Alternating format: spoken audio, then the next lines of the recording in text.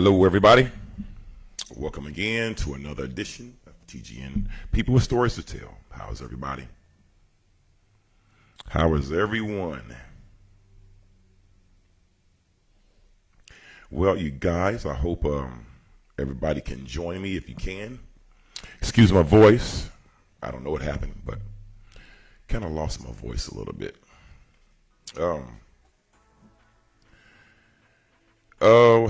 Again, as normal, I'm going to give everybody a chance to join and log on and see what's going on today.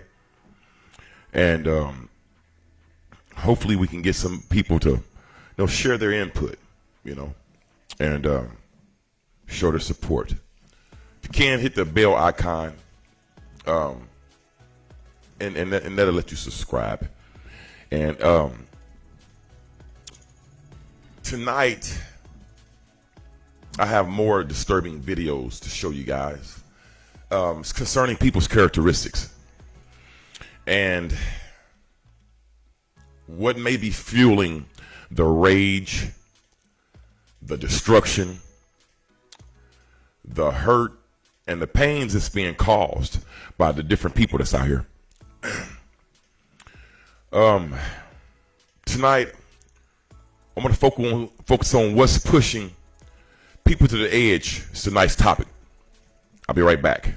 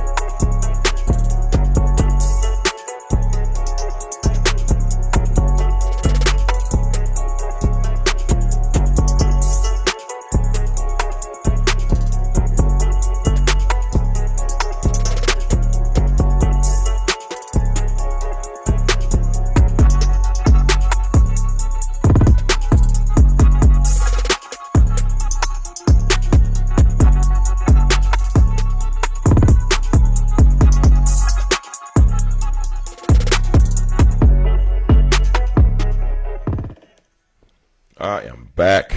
Thanks for joining. I want to get right to it.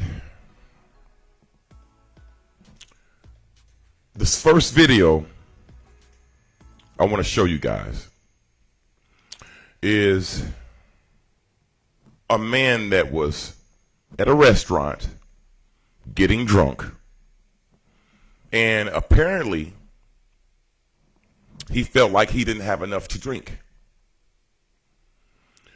So, that's when all the chaos started. But during all this chaos, I want you guys to notice who all that he was attacking. And it wasn't nothing but women in this restaurant were working, but one man. And he was a cook. I think he was the cook. And I want y'all to see, I just want y'all to see how violent this guy had got with these people. Drunk or not, man. And it probably wasn't his first time at this restaurant, So drunk or not, I want y'all to see just how violent this guy had got with these people. It's crazy, man.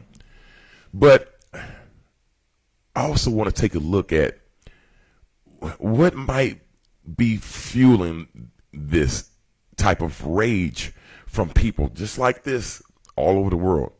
Let's check it out. Thanks, Janine. Right now, an alarming attack caught on camera at a Hollywood restaurant. A man throwing punches at the female employees inside, and you'll be shocked when you hear what sparked this attack. Local 10 News reporter Roy Ramos is live with the video. Roy. Nicole, employees at this Hollywood bar and restaurant say this all started when a customer came in, obviously very intoxicated, so they did as they were trained to. They refused to give him any more alcohol, but that did not sit well with him. That's when they say he became violent. Surveillance video inside the Flicker Light Bar and Pizza restaurant in Hollywood capturing a clearly belligerent customer seen confronting waitresses after they say they refused to serve him any more alcohol. When they told him they weren't going to serve him, he got very combative. Watch as he then comes face to face with a server before the manager tries to push him away. I pushed him to get him away from her, and he pushed me back, and I went tumbling across the bar. The man not stopping there. That's when you can see him begin to throw punches, hitting another female server who tried to push him out of the bar. My server, Holly, jumped in, and he punched her in the face a couple of times. The fight causing the cooking staff to come out when the violent man then begins throwing bar stools at them. After going in and out of the bar for nearly 5 minutes, he ultimately leaves. Hollywood police catching up and arresting who they say is 48-year-old Robert James Nestler. And the first of those two is going to be Nestler on page 8 of the docket. Nestler appearing before a Broward County judge Friday who issued a $1,000 bond on 2 counts of aggravated battery and drunk and disorderly intoxication. I've never seen a person in the middle of the afternoon that violent because you're not going to get served. You know, that kind of let me know, y'all, that it's a little more to it than just the alcohol. Check this out, man. You go to a restaurant, even if you were normal, if you're a regular, whatever, and you sit there, you drinking, whatever the case may be. People don't normally usually fight and get violent over no more alcohol. They usually get violent and fight over no more food. Or, in his case, being 48 years old, I think that it was something a little more deep-seated than just that alcohol. Seriously. You sitting there getting drunk. Something's on your mind, buddy. I'm just saying, man. And did y'all see the way that they really treated him? That didn't help either. You know, even though he got up in the lady's face, y'all know he's drunk. Y'all know he's drunk. Y'all been watching him sitting there get drunk. You know, and I really feel like it was a better way that they could have handled that. Instead of the lady got in his face and pushed him away from another lady, she could have did that herself. Anyway, I don't know. Drunk or not, I just don't see somebody sitting there doing that just because of no alcohol. I just don't. If somebody agree, I don't know, let me know. Or if somebody disagree, let me know. Y'all can leave comments if you want. This second video I want to show you guys is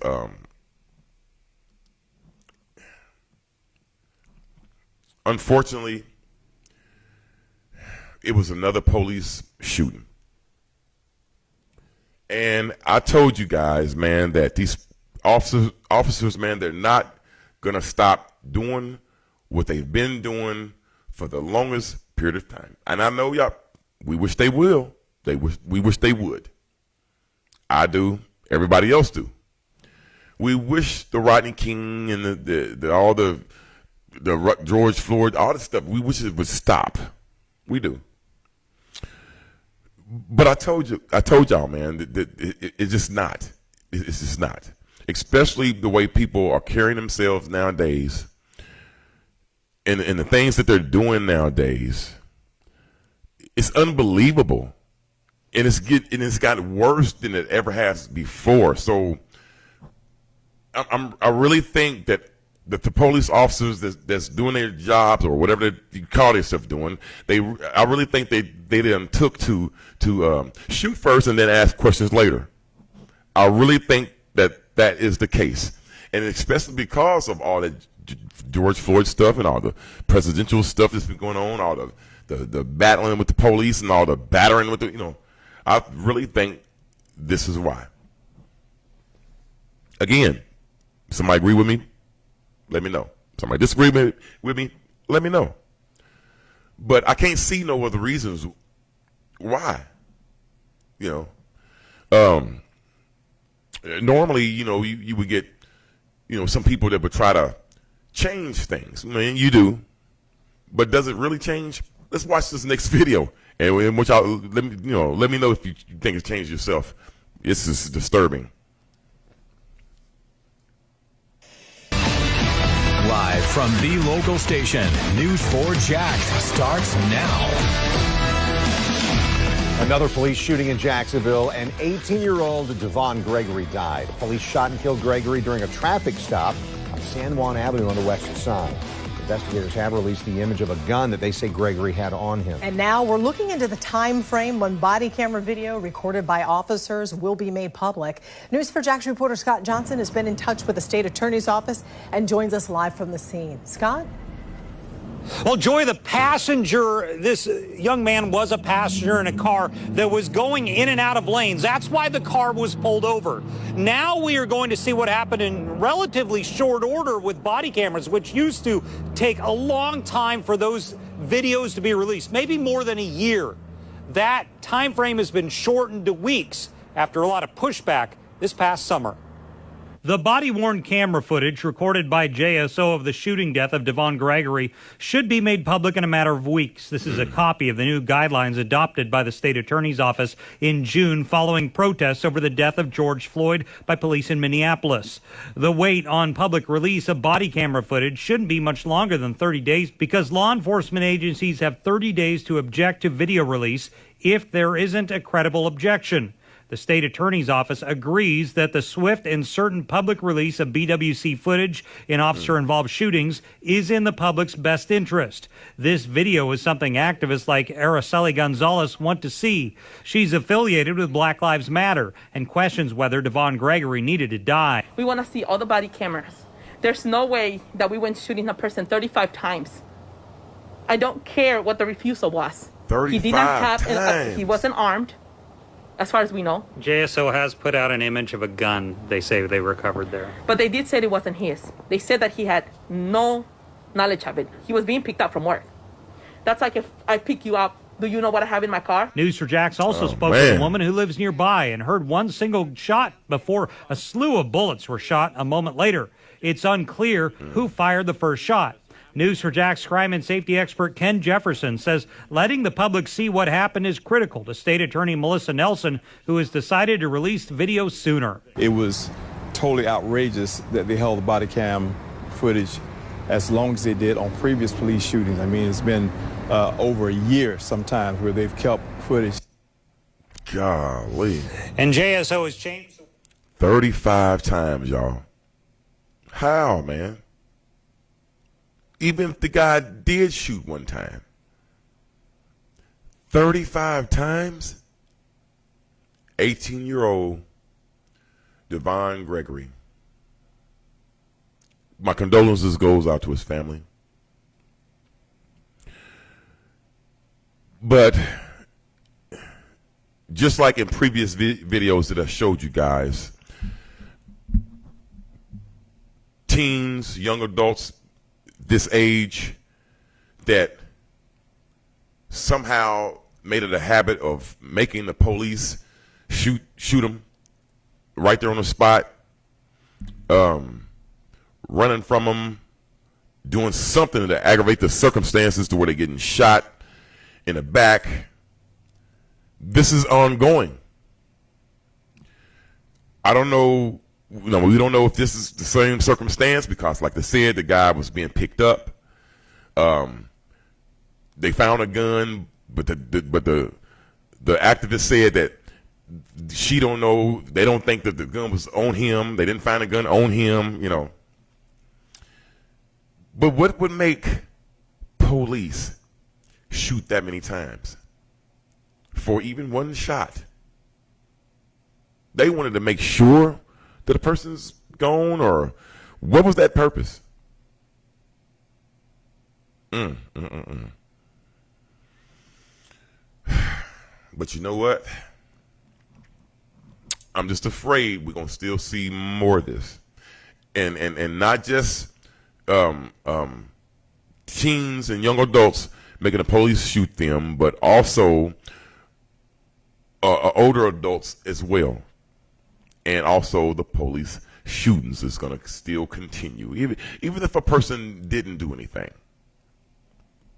If they probably just seen a gun, would have been the same outcome. I don't know. If, would have, could have, should have, who knows.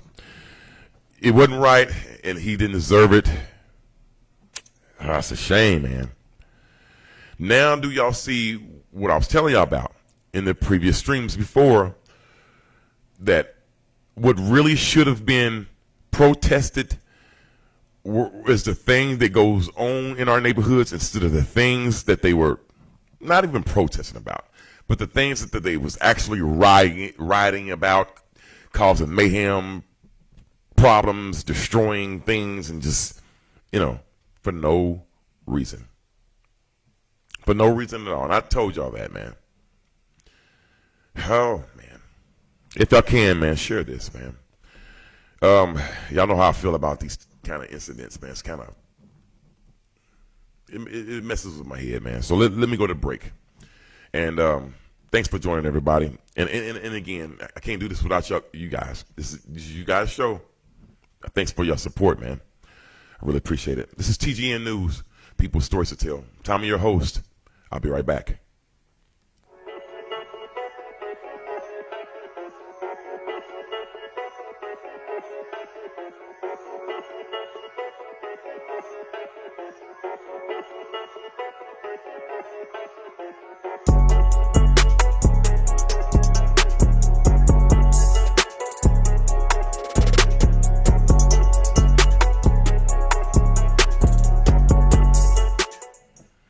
I am back, you guys. Thanks for joining. I was just informed that, man, the police just shot an 85-year-old woman. Man, that's, wow, Bobby, I didn't know that. If anybody can get that news clipping, if y'all could send it to me, I'll go ahead and have that as my next topic. Because like I said, it's not only the younger people that's getting involved in the shooting, it's older people as well. And a lot of the times, being that they're older, you would pretty much think that they know what they're doing. Once they do something or sought out to do something as far as detrimental towards the police, they know what they're doing.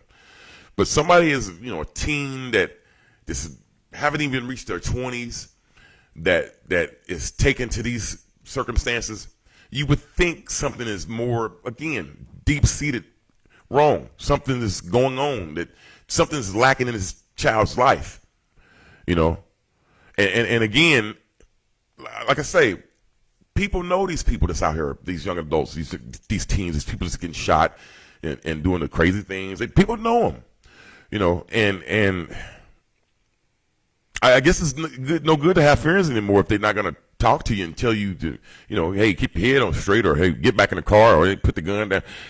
I guess what's the sense of having friends anymore? Or even hang a bit. Don't even pick me up from work. I'll walk everywhere. Even that ain't safe no more. Anyway. Ooh, Jesus, it's getting bad, man. This next video I want to show you guys is what is the next video? Oof. It is, I'm pretty sure we could come up with like a million reasons, right? And listen, me, myself, if they're like cousins, uncles, or something like that, I couldn't personally come up with any kind of reason to kill them. I can't. I don't care what they did. I just couldn't think in that direction. But some people don't feel the same as me. Like this next video I'm going to show you. But what I don't understand is what would cause a person to hate or to want to destroy that many people's lives. It was, in this next video, it was multiple people being shot. I don't want to give it away, but it was multiple people that was shot, but by their own family member. I don't understand that. Let's watch the video, and we're going to come back to it. Just to see what y'all think, because I don't understand this one myself. Let's check it out. Families in a West Houston neighborhood are still in disbelief tonight after 5 people were shot at a home yesterday. All of them were adults. 3 of them were killed. Our senior reporter Phil Archer has been pressing detectives for information. He's live now in the Briar Forest area of West Houston. Phil, what have you learned? Well, it's been a little over 24 hours. Houston police still not releasing the names of the people who were killed here yesterday or of their family members who were badly wounded. And at this point, homicide detectives still haven't answered the big question in all of this. Why did it happen? A frantic call from a woman inside the house Wednesday afternoon alerted police. When they arrived and forced their way in, they found a slaughterhouse. A man in the driveway shot to death. In the doorway, a second man, apparently dead by suicide, identified as the shooter. Upstairs, 1 woman dead, 2 others seriously wounded, all members of the same family. In another bedroom, a 3-month-old baby found unharmed, along with the dead and wounded, all family members, according to police. Today, friends who didn't want to go on camera stopped by to offer assistance to family members who remain, while neighbors, shocked by the bloodshed, comforted each other. One who asked us not to identify him says it all seems unreal. We're still trying to process it in this pretty much area. It still feels like it's not real for us. So. He named one of the homeowners as 59-year-old Matt Harris. County records list Harris and his wife Norma as the owners. So far, police have not said if the couple were among those killed and haven't officially identified the victims. And there's still no explanation of what touched off the carnage. No motive for so much death. And as the investigation continues, homicide detectives are asking for the public's help, asking anyone who may know anything about what led up to all this to give them a call. Reporting live in Southwest Houston, I'm Phil Archer, KPRC Channel 2. Families in a West Houston neighborhood are still in disbelief tonight after 5 people were shot at a home yesterday. That is crazy. That is crazy. Now, listen, man. I'm not trying to be funny, but when a person do that, no matter what they did to this guy, they might not even did nothing to him. In a case like this, it may just be to a point to where this person is just, he flipped out. That could be the case, But it's hard to say in a case like this what really happened, man. And when things like this do happen, like they said, they don't even know. So they got to talk to people and do investigations and, like we'll just have to find out when the update come out, I guess. But I'm glad he didn't do nothing to the baby. It's unfortunate that the people lost their lives. Again, my condolences to the family. But what would cause a person, even if they did do something to you, for you to kill everyone? What could they have done that bad? Or I don't know, man. This is, it's getting rough, man. It's getting rough. Families it's getting harder and harder for families, man, to maintain. It's getting harder and harder for individuals to maintain. And now more and more families are going to have to start coming together, start staying together, taking other family members in. They're going to start probably issuing stay-at-home orders again, probably a curfew one day. Hopefully not, but in other cities, they're doing it already,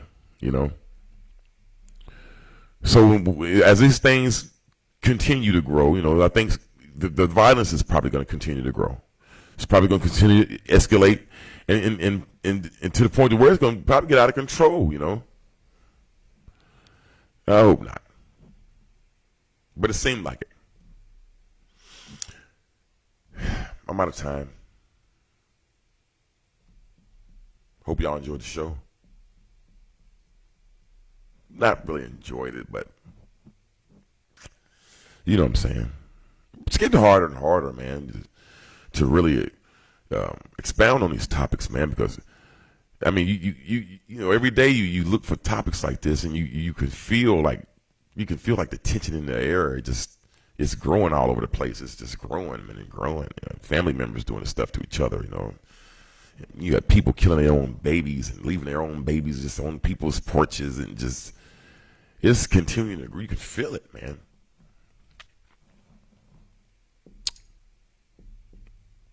I'm going to see you guys again next time. Again, if I can share this, man, not all the time I'm going to get real touchy like this. I know there's a lot of viewers, it bothers you. It bothers me, I know it bothers you. But anyway, thanks for joining, everyone. I'm glad I can have you again, and I appreciate your support. I will see you again next time. This is TGN, People with Stories to Tell. Take care.